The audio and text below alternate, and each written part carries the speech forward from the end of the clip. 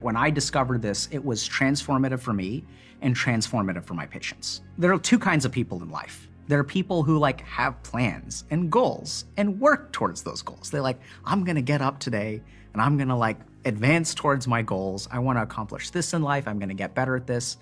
And then there are the rest of us who are like, I don't know how these people do it.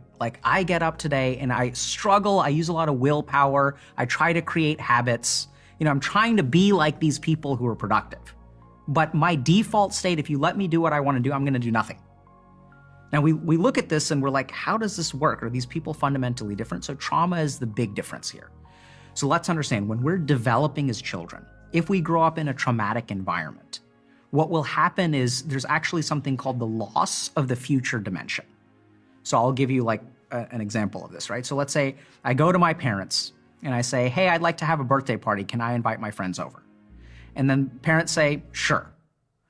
Next day, parents are drunk. They get mad at me. They're like, no birthday party.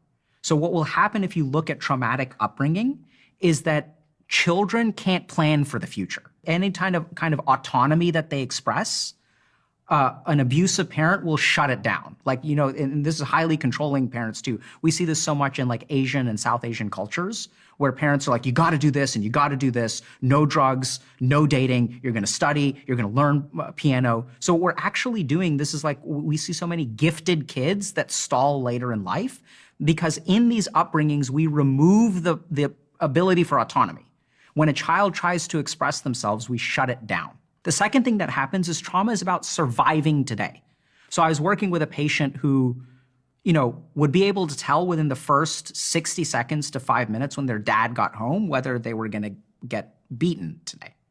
And so when people grow up in traumatic environments, and it doesn't have to be physical abuse, it can be highly controlling. It can be even children who are parentified is kind of traumatic, where you have a parent who's very chronically ill and is depending on the kid to take care of everything. That's traumatic too. Because then what happens is your brain looks at your day and there's no point in planning for tomorrow. All of your brain's resources are about surviving today. How do I not get abused? How do I make sure that my parents don't notice me? Children who grow up in traumatic environments learn to be invisible.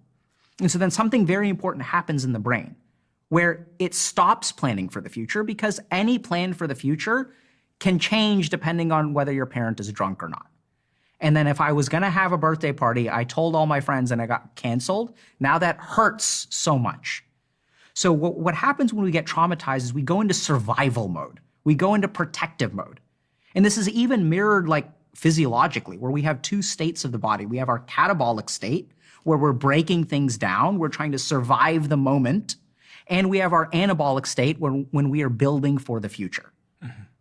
So when I encounter a tiger and I get a burst of cortisol, cortisol breaks down my muscle tissue to provide me with enough energy to survive. We are sacrificing the future to plan to survive the present. And that happens on a physiologic level, it happens on a mental level.